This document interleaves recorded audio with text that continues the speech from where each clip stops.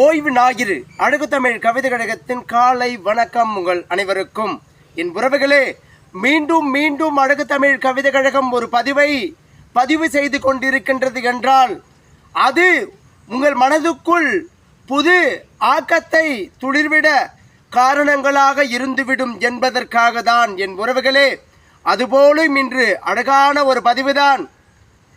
மண்தடம் என்றும் நமக்கு வாய்ப்புகளை அள்ளி கொடுத்திட காத்திருக்கும்.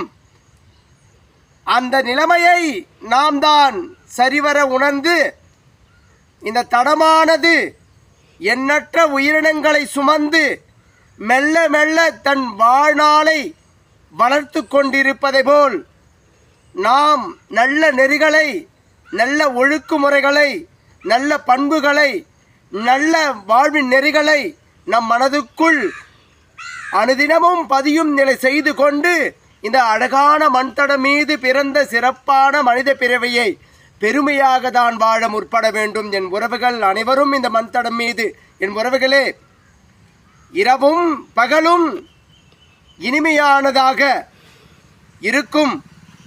இதில் பிறந்த எல்லா உயிரினங்களும் தன் பயனுக்கு அழகான தன் வேலையை சிறப்பூற செய்து கொண்டுதான் இருக்கின்றது. என் உறவுகளே, இது யாவும் எதற்காக என்றால் மனிதனாக நாம் இந்த மண்தடம் மீது அழகாக வாழதான் என்று நாம் நினைத்து இந்த மண்தடத்தை சிறப்பாக நாமும் வழிநடத்தி இயற்கையோடு சார்ந்த வாழ்க்கையை நாம் கையாளும் மனப்பக்குவத்தை தான் நமக்குள் வளர்த்து கொள்ள வேண்டும். என் உறவுகளே, இந்த வாழ்க்கையில் இன்னல்களும் எதிர்பார்க்காத துன்பங்களும் சில நேரங்களில் பெருத்த மகிழ்ச்சிகளும் இகழ்ச்சிகளும் எல்லாம் கலந்துதான் இருக்கும்.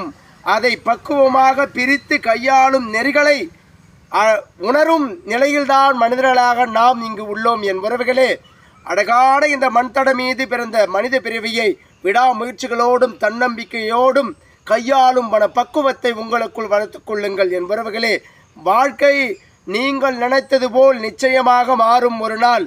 அதுவரை கொஞ்சம் காலம் பட்டாலும் மனதில் காயங்கள் இருந்தாலும் சரி செய்து கொண்டு அழகாக இந்த வாழ்நிலையை கையாளும் பக்குவத்தை உங்களுக்குள் வளர்த்து கொள்ளுங்கள். என் உறவுகளே, எண்ணற்ற சூழ்நிலைகளிலும் நீங்களாக இருக்கும் நிலையை உங்களுக்குள் வளர்த்து கொள்ளுங்கள். வாழ்க்கை என்பது வரமாக இருந்தால் அது நிச்சயம் வரம்தான்.